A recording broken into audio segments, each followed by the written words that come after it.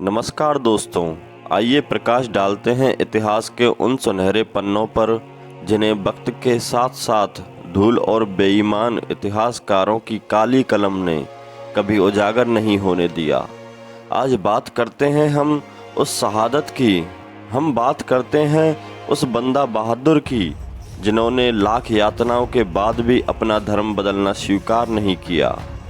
भारत के स्वतंत्रता संग्राम में 18वीं शताब्दी के शुरू में ही दो लड़ाइयाँ अपना ऐतिहासिक महत्व रखती हैं। इन दोनों लड़ाइयों ने मुगल वंश में कील का काम किया था। ये लड़ाई पंजाब में सरहिंद और गुरदास नंगल की लड़ाइयाँ थीं। इन दोनों ही लड़ाइयों का नेतृत्व गुरु गोविंद सिंह के आदेश पर बंदा बहादुर ने किया था। जिस समय भारत पर मुगल वंश के बाबर ने आक्रमण किया था, उन्हीं दिनों भारत में एक ऐतिहासिक गुरु परंपरा प्रारंभ हुई थी जिसके बाड़ी गुरु नानक देव थे। उसी परंपरा के 10वें गुरु श्री गोविंद सिंह जी हुए। गुरु गोविंद सिंह जी के शिष्य थे लक्ष्मण देव। वही कालांतर में बंदा बहादुर सिंह के नाम से विख्यात हुए। गुरु गोविंद सिंह जी ने पंजाब में मुगल वंश की नींवें हिला दी और औरंगजेब को चारों दिशाओं से घेर लिया गया था। अंतिम प्रहार गुरु गोविंद सिंह जी ने किया था। इन्हीं सभी संघर्षों का प्रभाव था कि औरंगजेब की मृत्यु के बाद लाल किले की सत्ता कमज़ोर होती चली गई। औरंगजेब की मृत्यु के बाद गुरु गोविंद सिंह जी उसी ओर प्रस्थान कर गए थे।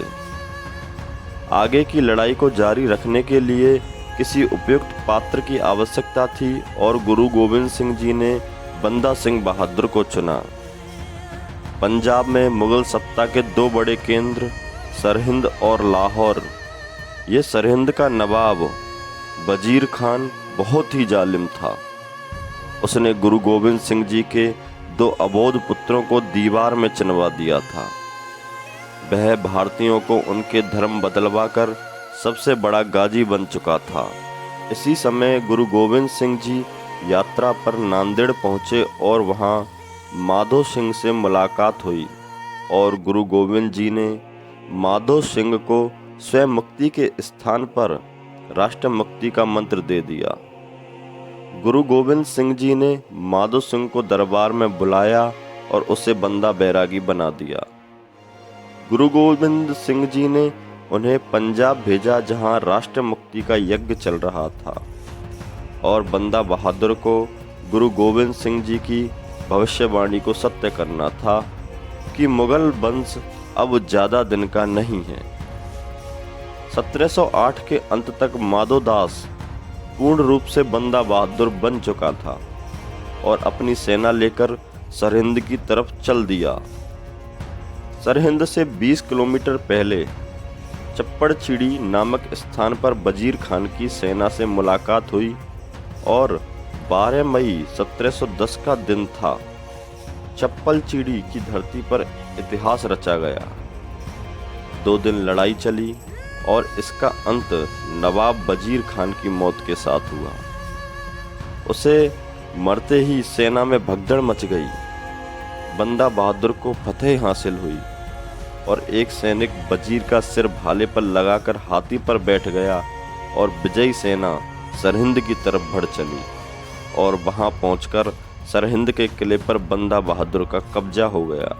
14 मई 1710 को सरहिंद स्वतंत्र हुआ और उधर 1713 में दिल्ली के तख्त पर फर्रुखसियार बैठा था और बंदा बहादुर ने लाहौर को स्वतंत्र कराने की रणनीति बनाई और गुरिल्ला रणनीति को अपनाया।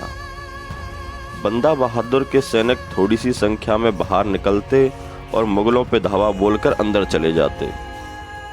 मुगलों ने किले का घेरा सख्त कर दिया था और 1715 तक किले के अंदर भूखे मरने की नौबत आ चुकी थी।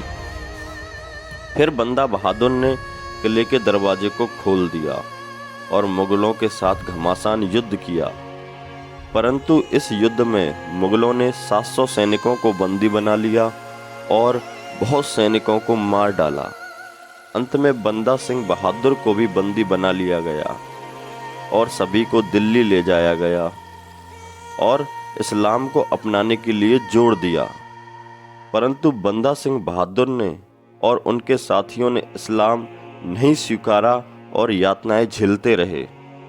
प्रत्येक दिन मुगल 100 साथियों को मारते रहे और इसी बीच मुगल सैनिक बंदा बहादुर के बेटे को पकड़ लाए और उसे मारकर बेटे का कलेजा बाप के मुंह में घुसा दिया।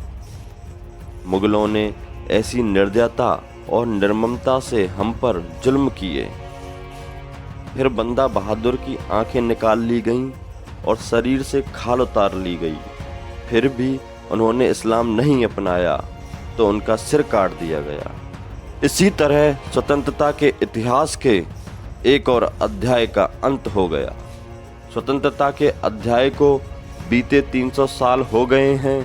सरहिंद की लड़ाई ने मुगल साम्राज्य की नींव खोद डाली थी, परंतु पता नहीं क्यों हमारे इतिहास में इसका जिक्र क्यों नहीं है और इतिहासकारों ने इसको क्यों मिटा दिया।